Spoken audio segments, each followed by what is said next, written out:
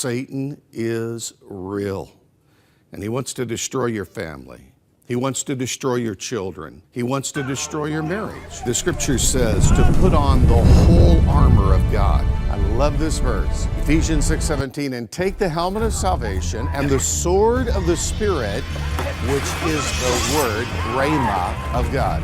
Hebrews 4 verse 12, for the word of God is living and powerful. It's sharper than any two-edged sword. Here's what Paul's teaching. When Satan comes after you and says, worry, you say Philippians 4:6, be careful for nothing, and everything by prayer and supplication with thanksgiving. Make your requests be made known to God. We use the specific words of God because we know the word of God to respond to the enemy in the specific area that he attempts to attack us. And so Jesus used this word rhema in Matthew 4 verse 4. Satan came to him and said, if you are the Son of God, command that this stone becomes bread.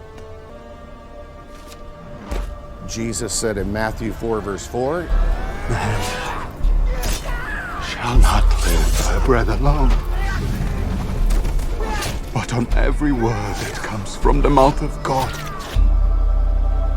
For the word of God is powerful. Hebrews 4 verse 12, for the word of God is living and powerful. It's sharper than any two-edged sword, piercing even to the division of soul and spirit, of joints and marrow, and it is the discerner of the thoughts and intents of the heart. God's word is powerful.